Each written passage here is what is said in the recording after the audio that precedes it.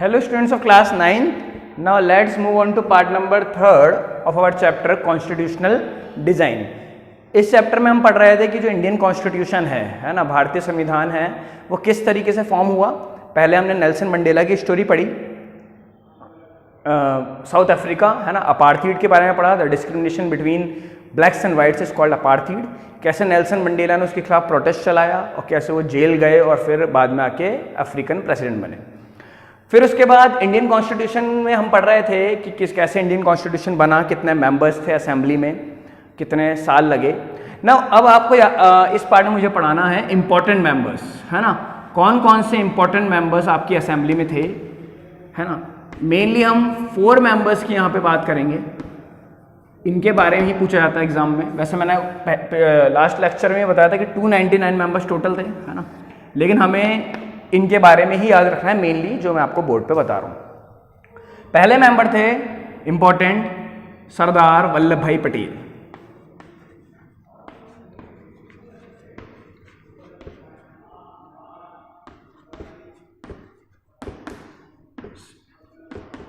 सरदार वल्लभ भाई Patel first member थे constitution assembly के। इंपॉर्टेंट मेंबर्स के बारे में जब हम लिस्ट में पढ़ रहे हैं, ऐसा नहीं कि ये सबसे इंपॉर्टेंट थे, है ना, 1 2 3 4 जो मैं बताऊंगा, ऐसा कुछ नहीं है। हाँ, लेकिन एक इंपॉर्टेंट मेंबर ये भी थे। सरदार वल्लभ भाई पटेल गुजरात के थे, गुजरात से बिलोंग करते थे, ठीक है। मेनली इनका काम क्या था, ये बात आप ढंग से याद रखिए और ये बहुत इंपॉर्टेंट है। सरदार वल्लभ भाई पटेल ने हमें एक तरह से हम बोलें यूनिफिकेशन ऑफ इंडिया किया है कंप्लीट। अब इसका क्या मीन्स है कि यूनिफिकेशन ऑफ इंडिया इन्होंने किया है। देखिए, यूनिफिकेशन ऑफ इंडिया का मतलब ये है कि आज़ादी से पहले, जब ये कॉन्स्टिट्यूशन बनना चालू हो, उससे पहले हम राजस्थान, मध्य प्रदेश, गुजरात, कर्नाटका, तमिलनाडु, इनमें बटे हुए थे, है ना। सब पार्ट्स अलग अलग हो रहे थे, यानी कि हम मोतियों की तरह बट रहे थे सारे स्टेट्स, है ना।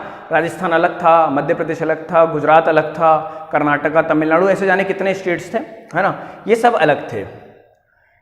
यूनिफिकेशन ऑफ इंडिया का मतलब है, ये तो मैंने सिर्फ अभी आपकी ऐसे बात की है ना, स्टेट्स की। बहुत सारे ऐसे डिस्ट्रिक्ट भी तो बट रहे थे, जैसे जयपुर रियासत, है ना, रियासत बोलते तो उस समय प्रिंसली स्टेट्स, है ना, रियासत बोला जाता था। जयपुर रियासत अलग थी, बूंदी रियासत, कोटा, जोधपुर, ऐसे करके सब अलग बटे हुए थे।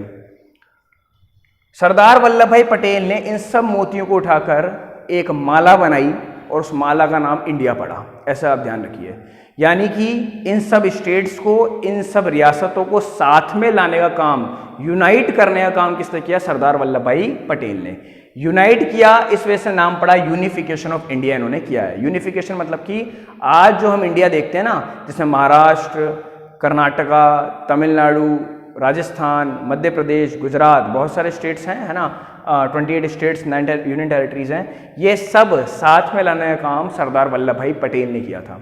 अगर सरदार वल्लभ भाई पटेल ना होते तो आज ये सब हो सकता अलग अलग हिस्से हुए होते इनके, है ना, क्योंकि उस टाइम बहुत कोशिशें की गई थी।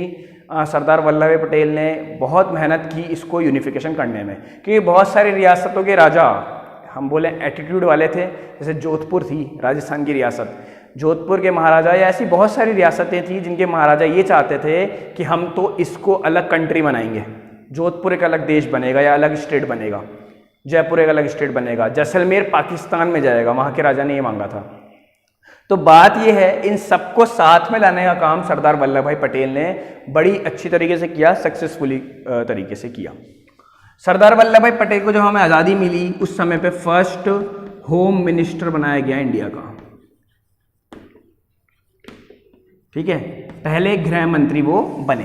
तो ये बातें आपको सरदार वल्लभ भाई पटेल के लिए याद रखनी है, ठीक है बेटा। नाउ नेक्स्ट आते हैं हम लोग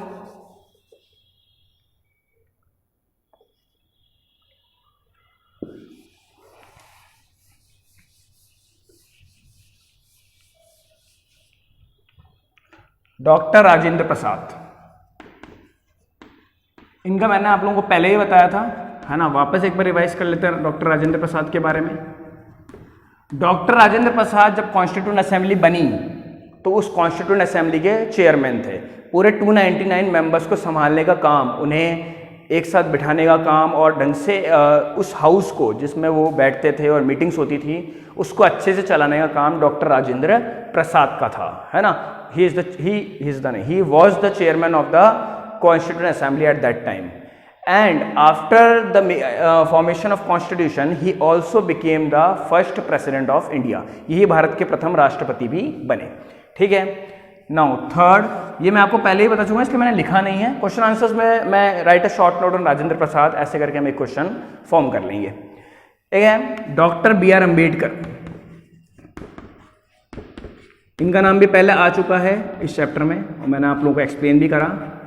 सबसे इंपॉर्टेंट मेंबर थे ये, स्टार लगाए थे इनके नाम के आगे, doctor B R Ambedkar. He was known as the father of Indian constitution, हम इनको फादर ऑफ इंडियन कॉन्स्टिट्यूशन के नाम से जानते हैं आज। He was the chairman of the drafting committee of Indian constitution. Indian constitution की जो ड्राफ्टिंग कमेटी थी उसके चेयरमैन, उसके हेड थे डॉक्टर बी आर अम्बेडकर।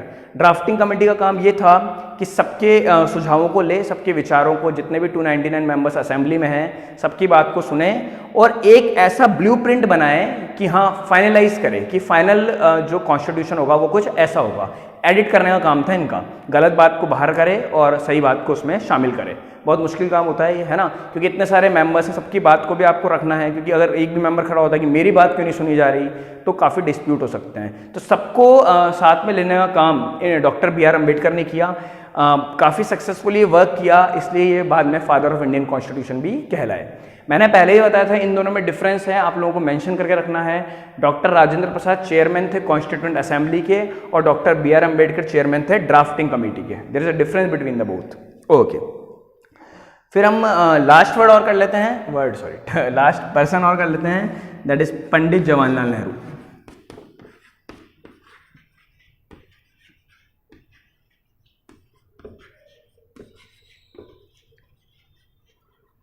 पंडित जवाहरलाल नेहरू एक कांग्रेस लीडर थे उस समय पे, बड़े कांग्रेस लीडर थे, सबसे इम्पोर्टेंट, वहाँ असेंबली में सब उनकी काफ़ी रिस्पेक्ट करते थे। तो जितने भी उनके कोई वैसे एक कमेटी के मेंबर तो थे लेकिन वो भी कोई खास नहीं थी। जवाहरलाल नेहरू का मेनली काम ये था कि एक बड़े कांग्रेस लीडर होने के नाते, क्योंकि कांग्रेस पार्टी एक तरह से देखी जाए तो वैसे पार्टी किसी एक मेंबर की नहीं होती, लेकिन हम कह सकते हैं जवाहरलाल नेहरू उस समय हेड थे पार्टी के, है ना। और जवाहरलाल नेहरू ने भी कॉन्स्टिट्यूएंट असेंबली में एक बहुत इंपॉर्टेंट वर्क प्ले करा और बाद में जब इंडिया को आज़ादी मिली और फर्स्ट इलेक्शंस हुए तो Pandit Jawaharlal Nehru became the first prime minister of India. Rajendra Prasad पहले राष्ट्रपति बने थे, प्रेसिडेंट बने थे, जवाहरलाल नेहरू पहले प्राइम मिनिस्टर यानी कि प्रधानमंत्री बने, ठीक है। तो ये बात आपको ध्यान रखनी है। 4 मेंबर्स मैंने आप लोगों को बताया, है ना, पार्ट नंबर 3 में मेंबर्स थे 4, ठीक है ना। उसके बाद अब आप लोगों को ये 4 मेंबर्स का याद रखना है कि इन्होंने क्या वर्क किए और कैसे इंपॉर्टेंट है इंडियन कॉन्स्टिट्यूशन के लिए। ये क्वेश्चन में भी कवर हो जाएगा। नेक्स्ट हम लोग बात आगे पार्ट नंबर 4 में करते हैं। Thank you.